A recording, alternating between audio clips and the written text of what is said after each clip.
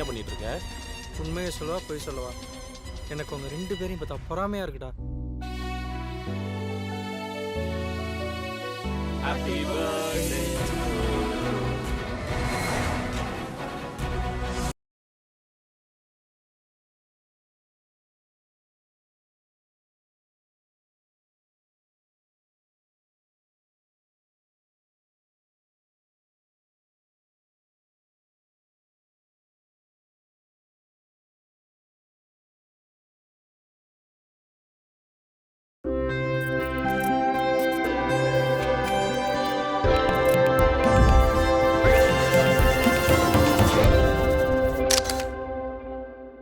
வணக்கம், நான் உங்கள் ராகவகுமார்.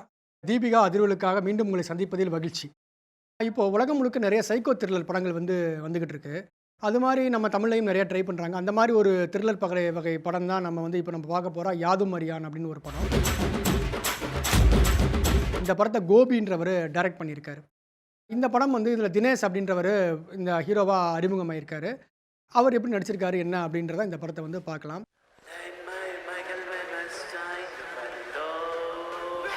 தினேஷ் அப்புறம் அவருடைய நண்பர்கள் சில பேரும் இருக்காங்க. தினேஷ் ஒரு பொண்ணை லவ் பண்ணுறாரு. அந்த பொண்ணை கூட்டிகிட்டு நம்ம ஒரு தொலைதூரத்தில் இருக்கக்கூடிய ஒரு ரிசார்ட்டில் போய் தங்கணும், ஒரு காட்டுக்குள்ளே அப்படின்னு பிளான் பண்ணுறாரு. அவரும் பண்ணுறாங்க. அவர் நண்பர் ஒருத்தர் இருக்கார். அவருக்கு இந்த மாதிரி ஒரு கேர்ள் ஃப்ரெண்ட் இருக்காங்க. அவங்களும் அந்த மாதிரி வரணும் அப்படின்னு பிளான் பண்ணுறாங்க. இவங்க தோழி அவருடைய காதலி அதுக்கு மறுப்பு சொல்கிறாங்க. இருந்தால் கூட அவங்க என்ன பண்ணுறாரு, ரொம்ப வற்புறுத்தி அங்கே கூட்டிகிட்டு போகிறாரு. அங்கே ஒரு நாள் பார்த்திங்கன்னா இவருக்கு ஒரு மர்மமான முறையில் அந்த பெண் இறந்து கிடக்காங்க. அதற்கு தொடர்ச்சியாக சில கொலைகளும் நடக்குது. இந்த கொலைகளுக்கெல்லாம் காரணம் யார் என்ன அப்படிங்கிற ஒரு படம் தான் இந்த கதை சொல்லப்பட்டிருக்கு.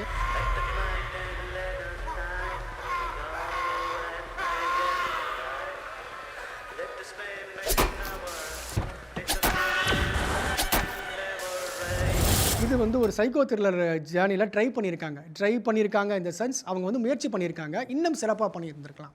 எப்படி அப்படின்னு பார்த்தீங்கன்னா, இந்த படத்தினுடைய நிறைய காட்சிகள் ஒரு சின்ன பட்ஜெட்டில் எடுத்த படம்ன்றது தனியாக தெரியுது.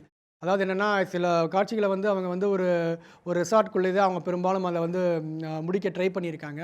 அதை இன்னும் சிறப்பாக அவங்க நல்லா பண்ணியிருந்திருக்கலாம்.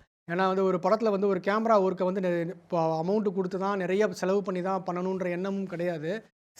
ஒரு குறைவான பட்ஜெட்லேயே நல்ல படங்களை நீங்கள் பண்ண முடியும்.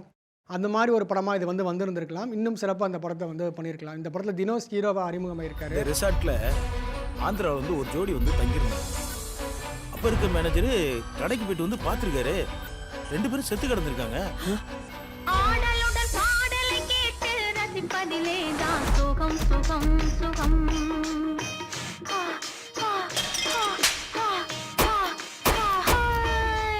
ஆனால் இயல்பாகவே அந்த கேரக்டருக்குள்ளே அவர் பொருந்து போயிடுறாரு. அது மிகப்பெரிய ஒரு வசீகரமான முகமோ ஒரு ஜெய்ஜாண்டிக்கு இதுவோ இல்லை.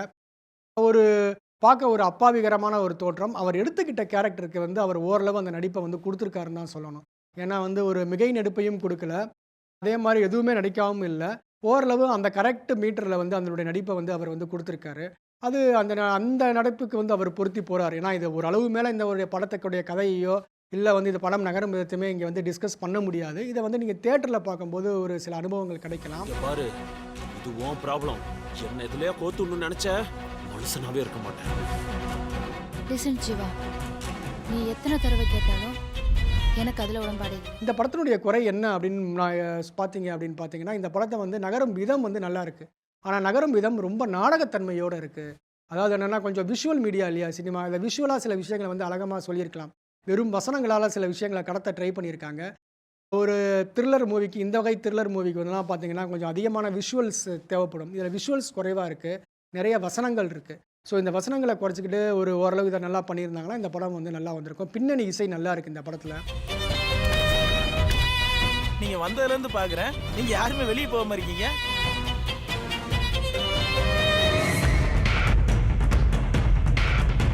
ஒளிப்பதிவை விட பின்னணி இசை இன்னும் கொஞ்சம் சில இடங்களில் நல்லாவே இருக்குதுன்னு சொல்லலாம். கிளைமேக்ஸில் ஒரு ட்விஸ்ட்டு வச்சுருக்காங்க. ஆனால் அந்த ட்விஸ்ட்டு சில சமயங்கள் நமக்கு எதிர்பார்த்ததாகவும் இருக்கலாம், அல்லது இது எதிர்பார்க்காதாகவும் இருக்கலாம். நீங்கள் எப்படி இந்த சினிமாக்கள்லாம் பார்த்துருக்கீங்க அப்படின்ற பொறுத்து தான் அந்த ட்விஸ்ட்டு உங்களுக்கு கன்வே ஆகும். எனவே இந்த படத்தை நீங்கள் பாருங்கள், ஒரு வித்தியாசமான அனுபவம் கிடைக்கும். ஆனால் இது எல்லாருக்குமான படமும் கிடையாது. இது கொஞ்சம் 18+ இருக்க வேண்டிய பார்க்க வேண்டிய ஒரு சில படங்கள்ல இதுவும் ஒன்று. ஏன்னா இதில் நிறைய காட்சிகள் அந்த மாதிரி இருக்குது. சில விஷயங்களை நாம் இந்த விமர்சனத்தில் கூட விமர்சிக்க முடியாது. அந்த மாதிரி சில காட்சிகள் 1, 2 இருக்குது. அந்த காட்சிகளை தவிர்க்கவும் முடிஞ்சிருக்காது டைரக்டர். ஆனால் அந்த காட்சிகள் இருக்க போய் தான் அந்த படம் வந்து இந்த ஒட்டுமொத்த படத்துலேயும் அந்த காட்சி தேவைப்பட்டிருக்கு. என்னோட டைரக்டரை பொறுத்த வரைக்கும் தேவையற்ற காட்சின்னு எதுவும் வைக்கல கோபி. இயக்குனர் கோபி வந்து தேவையில்லாத ஒரு காட்சிகள்னு சொல்லி எதுவுமே வைக்கல. ஆனால் வந்து இந்த காட்சிகள் வந்து நம்ம பார்க்குறதா இருந்தால் நம்ம 18+ இருக்கிறது தான் நம்ம நல்லாயிருக்கும். ஒரு வித்தியாசமான த்ரில்லர் எக்ஸ்பீரியன்ஸ் படம் இது. அது படம் முழுமையான வெற்றின்னு சொல்கிறத விட இவங்க வந்து முயற்சி பண்ணியிருக்கிற அளவில் நம்ம வந்து பாராட்டலாம். நன்றி.